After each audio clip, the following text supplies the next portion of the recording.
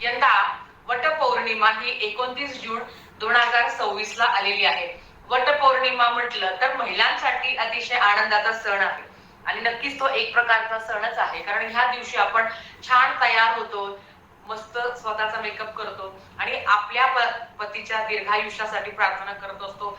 त्यांच्यासाठी हे सगळा शृंगार करत असतो, परमेश्वराला प्रार्थना करत असतो की मला अखंड सौभाग्यवती प्राप्त होऊ दे आणि माझ्या पतीला पतीचं सुद्धा आयु आरोग्य चांगलं राहू दे. कारण ह्या दिवशी वडाच्या झाडाची पूजा केली जाते. आपल्याला माहिती आहे सत्यवान आणि सावित्रीची कथा. सत्यवानाचे प्राण ह्याच वडाच्या म्हणजे ह्याच वडाच्या झाडाच्या खाली त्याचे प्राण परत आले होते. तर अतिशय ही सुंदर कथा आहे आणि प्रत्येक स्त्रीला आयुष्यात हेच हवं असतं की अखंड सौभाग्य प्राप्ती. आणि नक्कीच आता यंदा सुद्धा आपल्याला ही वटपौर्णिमा खूप छान आध्यात्मिक दृष्ट्या चांगली साजरी करायची आहे. आता ह्या वटपौर्णिमेचा शुभ मुहूर्त काय आहे, पूजा कशी करायची, त्या संदर्भातली माहिती आपण बघणार आहोत. सगळ्यात आधी पौर्णिमा कधी लागते तर लक्षात घ्या, पौर्णिमा ही 29 तारखेला पहाटे 3:07 लागते आणि दुसऱ्या दिवशी म्हणजे 30 तारखेला मंगळवारी पहाटे 5:30 दरम्यान संपते. थोडक्यात बघायला गेलं ना तर पूर्ण सोमवार हा आपल्याला वटपौर्णिमा म्हणून साजरी करायचा आहे. कारण पौर्णिमा दुसऱ्या दिवशी पहाटे संपते, म्हणजेच ती सूर्योदयाच्या आधी संपते. 5:37 ती संपते, तर सूर्योदयाच्या आधी ती संपते. मग आपल्याला जी वटपौर्णिमा आहे ही आपल्याला नक्कीच 29 तारखेला साजरी करायची आहे. आता वटपौर्णिमेला आपण वडाच्या झाडाची पूजा करत असतो, वडाच्या झाडाला फेरे आपण घालत असतो आणि वटवृक्षाला प्रार्थना करत असतो की माझ्या घरातल्या व्यक्तीला म्हणजेच माझ्या नवऱ्याला दीर्घायुष्य प्राप्त होते आणि मलाही अखंड सौभाग्यवती चा आपण त्यांच्याकडे वरदान मागत असतो. आता सगळ्यात आधी जो शुभ मुहूर्त आहे, काय असतं ना, प्रत्येकीचं पूजा करण्याची वेगळी पद्धत असते. बऱ्याच बायकांचं असं होतं ना, सगळं घरातलं काम आवरून मुलं शाळेत गेले की निवांत पूजेला जाऊ आपण. आता काही ठिकाणी असं आहे की शुभ मुहूर्त पाळला जातो. आता तुमच्या आसपास जर वडाचं झाड असेल तर तिथे जाऊन पूजा करा. नवीन जर वडाचं झाड तुम्ही लावलं असेल तर तिथे सुद्धा तुम्ही पूजा करू शकता. एखाद्या मंदिरात जाऊन तुम्ही पूजा करू शकता. गुरुजी पण असतात, त्यांच्या साह्याने तुम्ही पूजा करू शकता. तर ती पूजा मांडणी कशी करायची, अगदी तुम्ही तुमच्या घरात किंवा जवळपासच्या मंदिरात जाऊन ती पूजा कशी करायची या संदर्भातली माहिती नक्की तुमच्यासोबत शेअर करण्याचा प्रयत्न मी लवकरच करेन. आता सगळ्यात आधी जी काही आपल्याला जो काही शुभ मुहूर्त आहे तर हा पहाटे 6:30 पासून ते दुपारी 12 वाजेपर्यंत असणार आहे. पण 12:30 पर्यंत असणार आहे. आता तुम्ही म्हणाल नाही मग काय 12:30च्या आधीच पूजा करायची का? नाही, 12:30 हा बघा प्रत्येक याचा शुभ मुहूर्त असतो. काही लोक अगदी प्रामाणिकपणे सगळे शुभ मुहूर्त पाळत असतात. जर तुमच्याकडे ती पद्धत असेल तर नक्कीच तुम्ही ते शुभ मुहूर्त पाळावे की 6:30 म्हणजे सकाळी 6:30 पासून ते दुपारी 12:30 पर्यंत आपल्याला वटवृक्षाची पूजा करायची असते, वडाच्या झाडाची पूजा करायची असते. दुसरं येतं मग त्याच्यामध्ये राहू काळ पण आहे. आपल्याला माहिती आहे की राहू काळात आपण देवाची सेवा करू शकतो, देवाची सेवा करू शकतो. कुठलं पण आपण पूजा अर्चा करत नाही. आता तो जो काही राहू काळ आहे तो सोमवारचा जो राहू काळ आहे तो सकाळी 7:30 ते 9 वाजेपर्यंत आहे. थोडक्यात बघायला गेलं तर राहू काळ पाळावा. मग राहू काळ कधी आहे? 7:30 ते 9 वाजेपर्यंत आहे, कारण 1.5 तासाचा हा राहू काळ असतो. मग 9 वाजेनंतर तुम्ही कधी पण पूजेला जाऊ शकता, पूजा करू शकता. 12:30 पर्यंत मग काही 12:30 नंतर पूजा नाही करायची का? असं अजिबात नाही आहे. तुम्हाला जर 12:30 पर्यंत वेळ नाहीच भेटला तर तुम्ही 12:30 नंतर सुद्धा तुम्ही पूजा करू शकता. कारण अगेन आपल्याला आपले घरातले काम करू, कारण काही स्त्रिया जॉबला जातात, मग त्या काय करतात लवकर पूजा अर्चा सगळं आपण आटपून घेतो.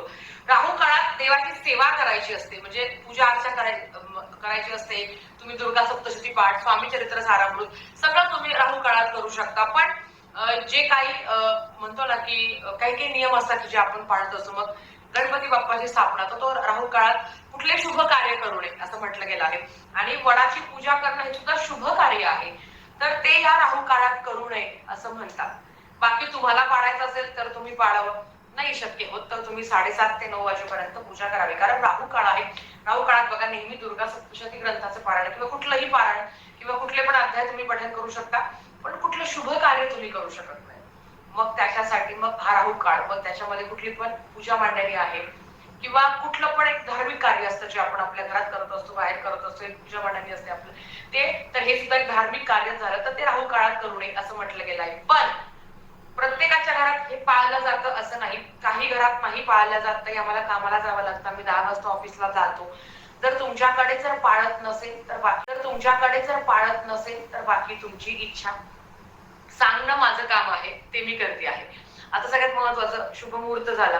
ह्या दिवशी छान साडी परिधान करून आपण वडाच्या झाडाची पूजा करायची असते. 5 सवाष्णींची ओटी भरायची असते. मग ते आंबे आणि गहू, म्हणजे आंबे आणि गहू याने 5 म्हणजे 5 किंवा 7 9 जेवढ्या सवाष्णी असेल त्यांची ओटी भरायची असते. वटवृक्षाला प्रदक्षिणा मारायची असते. दोरा घेतो आपण आणि तो धागा घेऊन आपण प्रदक्षिणा मारत असतो. वटवृक्षाला प्रार्थना करत असतो की आपल्या परिवारासाठी, कुटुंबासाठी आपण प्रार्थना करत असतो. आणि वडाचं झाड हे खूप दीर्घायुषी आहे. तर आपल्याही पतीचं तेवढं दीर्घायुषी प्राप्त व्हावं, आपल्यालाही अखंड सौभाग्यवती प्राप्ती व्हावी म्हणून आपण प्रार्थना करत असतो. आता सगळ्यात आधी तर हा सण म्हणजे हे जे व्रत आहे हे सवाष्णीचं आहे. सगळ्यात महत्वाचं, प्रत्येक गावामध्ये व्रत करायची पद्धत वेगळी वेगळी असते मैत्रिणींनो. काही ठिकाणी असं आहे निर्जली व्रत केले जातं. आणि हा जो उपवास आहे हा लग्न झालेल्या स्त्रिया करत असतात. लग्नाच्या आधी नाही, ती आपण दुसरे व्रत वैकल्य करत असतो. पण वटपौर्णिमा ही लग्नानंतर पहिली असल्यावर तो थाटमाट वेगळाच असतो. छान म्हणजे नवरा आपल्या बायकोसाठी साडी घेत असतो. छान असतं. पण प्रत्येकाकडे काही काही वेगवेगळी पद्धत असते. काही घरात तर अजूनही आहे की प्रत्येक वटपौर्णिमेला नवीन साडी घालण्याची पद्धत असते. आता ही प्रत्येकाच्या घरात वेगवेगळी असते. प्रत्येकाने आपापला आवर्जून पाळावं. त्याच्याबरोबर येतं की वडाची पूजा, हा जो उपवास आहे हा कसा करायचा असतो मी तुम्हाला आधी सांगते. प्रत्येक गावामध्ये, प्रत्येक समाजामध्ये, प्रत्येक विभागामध्ये आपापली वेगवेगळी पद्धत आहे. आता काही ठिकाणी असं असतं की वडाची पूजा होईपर्यंतच उपवास केला जातो. नंतर तुम्ही खाऊ शकता, तुम्ही सगळंच खाऊ शकता, डायरेक्ट तुम्ही जेवणही करू शकता. तर आमच्याकडे अशी पद्धत आहे की वटपौर्णिमेपर्यंत म्हणजे वडाची पूजा होईपर्यंत 12, 12:30, 1, 2, 3 पर्यंत पूजा आपण उरकून घ्यायची, घरी यायचं, मग तुम्ही जेवण करू शकता. त्याच्या आधी तुमची म्हणजे जर तब्येतीला झेपत नसेल तर तुम्ही फलहार घेऊ शकता किंवा काही लोक खिचडी पण खातात. काही ठिकाणी असं आहे की निर्जली उपवास केला जातो, काहीच खाल्ल्या जात नाही. काही ठिकाणी असं आहे की संध्याकाळी उपवास केला जातो. संध्याकाळी उपवास म्हणजे दिवसभर करायचा आणि तो संध्याकाळी सोडायचा. ज्या पद्धतीने पौर्णिमेचा उपवास करतो त्या पद्धतीने. काही ठिकाणी असं आहे की पूजेला जाण्याच्या आधी काहीच खायचं नाही, तिकडून जाऊन यायचं, नंतर मग तुम्ही एक टाइम फलहार घेऊ शकता, नंतर तुम्ही उपवास सोडू शकता. काही ठिकाणी असं आहे उपवास होईपर्यंत काही खायचं नाही, नंतर तुम्ही आपापलं खाऊ शकता. तुमच्याकडे काय पद्धत आहे ना नक्की सांगा. मी अगेन सांगते की प्रत्येक समाजामध्ये ना, प्रत्येक विभागामध्ये आपापली वेगवेगळी पद्धत आहे. काही ठिकाणी तर असं दुसऱ्या दिवशी उपवास सोडला जातो, काही ठिकाणी तर उपवासच केला जात नाही, फक्त वटपौर्णिमा साजरी केली जाते. काही महिला तर वडाची पूजा सुद्धा करत नाही. आता हा प्रत्येकाचा श्रद्धेचा भाग आहे. प्रत्येकाने आपापले नियम अटी पाळावी. थोडक्यात काय, आपण निसर्गाचं देणं लागतो. काही ठिकाणी खूप छान पद्धत आहे की वटपौर्णिमेला एक नवीन वडाचं झाड लावलं जातं. आपण निसर्गाचं खूप काही देणं लागतो. त्याचबरोबर आध्यात्मिक आपली प्रगती व्हावी, विकास व्हावा, आपल्याही नवऱ्याला दीर्घायुष्य प्राप्त व्हावी हेच प्रत्येक स्त्रीला वाटत असतं. बाकी तिला देवाकडनं, परमेश्वराकडनं कुठलीच अपेक्षा नाही. तर तुमच्याकडे काय आहे किंवा कोण वटपौर्णिमा करतं आणि शक्यतो करतो, पण आजकाल खरं सांगते काही महिलांना ते जमत नाही किंवा काही महिला करत नाही. आता हा प्रत्येकाचा वैयक्तिक प्रश्न आहे, प्रत्येकाने काय वाटतं ते करावं. पण जर तुमची पहिली वटपौर्णिमा असेल तर मस्त छान पद्धतीने साजरी करा, कारण आनंद मिळतो. या सगळ्या गोष्टी करून आपल्यालाही आनंद मिळतो.